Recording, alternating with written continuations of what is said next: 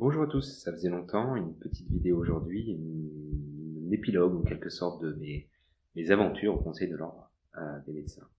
Donc pour ceux qui ont suivi ou pour les autres un bref rappel, j'ai été poursuivi là actuellement pour 2 actes jugés profondément délictueux.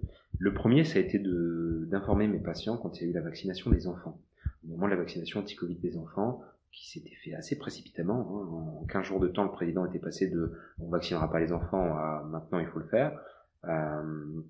Donc j'ai informé, en citant notamment le Comité consultatif national d'éthique, qui nous disait voilà, en peu de mots que si les enfants se faisaient vacciner en pensant qu'il y aurait un retour à la vie normale, que cet espoir était déçu, ils risquaient voilà, d'avoir un ébranlement dans leur confiance aux institutions à long terme. Bon, en plein dans le mille, soit. Et puis le deuxième acte, c'est un patient que je suis allé soigner en décembre, alors que j'avais déjà dû fermer le cabinet parce que étant non vacciné, j'avais plus le droit de travailler. J'étais allé le soigner en urgence. Personne ne pouvait y aller à ce moment-là. Pas d'autres médecins étaient disponibles. Son médecin lui a dit qu'il lui fallait de l'oxygène, qu'il fallait se rendre à l'hôpital et qu'on ne pourrait pas lui donner d'oxygène en ville.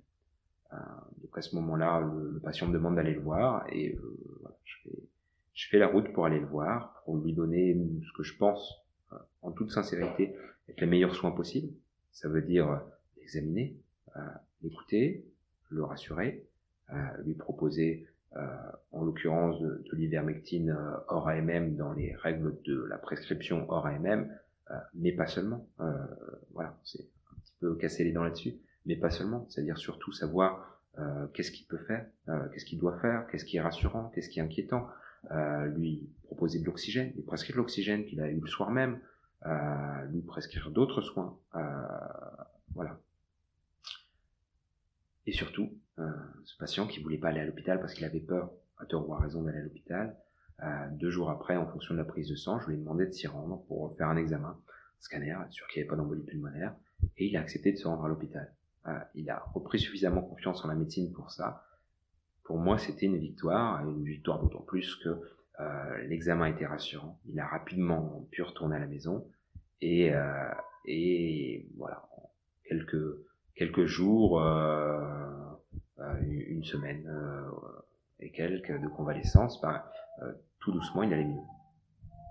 Donc ça, vraiment, c'est la bonne nouvelle et ça aurait pu s'arrêter là, sauf que on a transmis par courrier anonyme le compte-rendu d'hospitalisation et mon ordonnance au Conseil de l'Ordre qui a décidé de me poursuivre pour ça. En première instance, j'avais été condamné à un blâme, un avertissement pour ces 2 affaires. La bonne nouvelle, c'est que ça m'empêchait pas d'exercer la médecine. Je me considère comme coupable, ça je peux faire avec. D'autant que derrière, ce qui est important, je pense, je crois, c'est le jugement de ma conscience. Est-ce que ma conscience me juge coupable ? Moi, j'ai fait ce qui me semblait juste. C'est assez rigolo. J'ai eu cette parole spontanée en sortant de la chambre disciplinaire régionale, que dans la vie, des fois, on devait faire un choix entre ce qui était légal et ce qui était juste. Des fois, ce qui est légal est pas juste, et des fois, ce qui est illégal peut être juste. Ça a été le cas dans des périodes assez troubles de notre vie, de notre histoire, de l'histoire de l'humanité, et ce sera le cas encore. C'était le cas pour moi à ce moment-là, peut-être. Ça sera peut-être le cas pour vous un jour, et je crois que c'est important de se poser la question. Des fois, on a le choix de faire ce qui est juste, tout en sachant qu'on pourrait avoir des ennuis pour ça. Et vous, que feriez-vous à ce moment-là ? C'est une question que je vous pose. Et donc, je reçois un recommandé hier entre 2 consultations au cabinet. Je vous cache pas, une certaine fébrilité au moment d'ouvrir le paquet, et puis une encore plus grande fébrilité au moment de découvrir que on me condamnait beaucoup plus lourdement en appel. Et donc, je vais être interdit d'exercer la médecine pour une durée d'1 an, dont 6 mois fermes, de septembre à février prochain. Donc, de septembre à février prochain, j'aurai plus le droit d'exercer la médecine. Bon, faut digérer la nouvelle, mais bon, je crois que je l'ai digéré assez vite et assez rapidement. Après cette fébrilité-là, la paix est revenue. La paix est là. Encore une fois, je le dis parce que ma conscience me juge pas nécessairement coupable, me juge pas coupable d'ailleurs de ça. Et c'est important de pouvoir être clair avec sa conscience. Pourquoi j'ai été condamné ? Pourquoi j'ai été condamné aussi sévèrement ? Je ne peux avoir que des idées. Je suis pas là pour critiquer la décision de justice. Je pense que, voilà, si on peut soigner les gens, si à ce moment-là on pouvait soigner les gens, si à ce moment-là une écoute attentive, un examen consciencieux, des prescriptions hors AMM, ça c'est critiquable. Je le dis, je l'ai fait parce que ça me semblait intéressant de le proposer au patient. Je l'ai fait dans les règles de l'art. Il a voulu prendre ce médicament. C'était son choix, c'est entre lui et moi. Mais en dehors de tout ça, il y avait aussi le fait de le rassurer, de lui redonner confiance en la médecine, le fait de lui prescrire le soir même de l'oxygène. Ça peut être changé beaucoup de choses pour lui.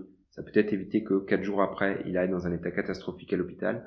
Voilà, peut-être que s'il va bien aujourd'hui, c'est grâce à ces soins-là. Mais si on pouvait soigner les gens, ça veut dire que peut-être beaucoup l'ont pas fait. Et c'est peut-être trop dur de se sentir coupable. Donc c'est plus facile de rejeter la culpabilité sur l'autre.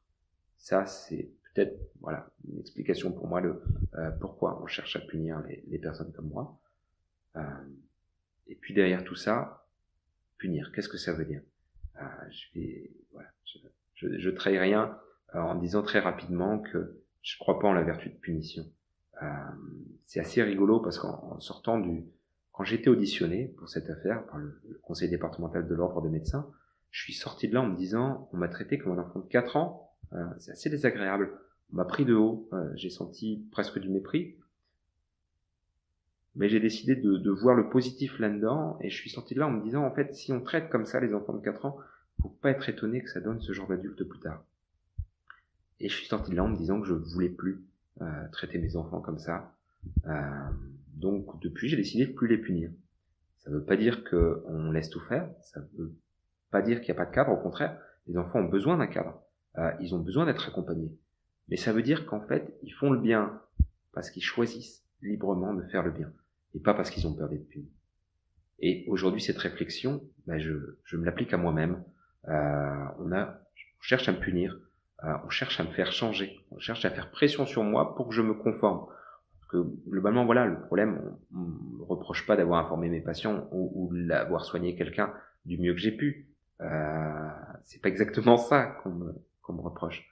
On me reproche peut-être et surtout de l'avoir fait différemment. Est-ce que j'aurais dû faire comme tout le monde? En tout cas, j'ai fait de mon mieux. Et j'espère que toujours je continuerai, en dehors de la période de septembre à février prochain où je peux pas travailler, et j'espère toujours pouvoir continuer à faire les choses de mon mieux, les faire librement, faire les choses parce qu'elles sont bien, parce qu'elles sont bonnes, et non pas parce que j'ai peur d'avoir des ennuis, et non pas parce que j'ai peur d'avoir des soucis, et non pas parce que j'ai peur d'être puni. Donc la punition n'a pas beaucoup de prise sur moi. Ma vie va continuer, je vais continuer à aller très bien. Il y a une période où je pourrais plus exercer mon métier. C'est déjà arrivé par le passé. Ce sera l'occasion de découvrir beaucoup d'autres choses. J'en suis surtout désolé pour mes patients qui vont devoir se passer de moi pendant 6 mois, qui, pour certains, pensent avoir besoin de moi. Je crois que c'est peut-être le cas. J'espère que ça ira pour eux. Mais en tout cas, en ce qui me concerne, soyez complètement rassurés. Je vais bien, je suis en paix avec ça. Il n'y a aucun problème en ce qui me concerne. Et je continuerai d'exercer la médecine du mieux possible. Ça ne veut pas dire que j'ai raison. Ça ne veut pas dire que je fais tout toujours bien. Peut-être que certaines choses que j'ai fait mal ici, en tout cas c'est ce qu'on a jugé, mais j'ai fait de mon mieux.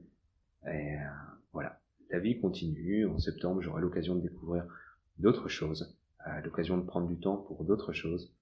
Et quelque part, la vie est belle. On continue. À bientôt. Au revoir.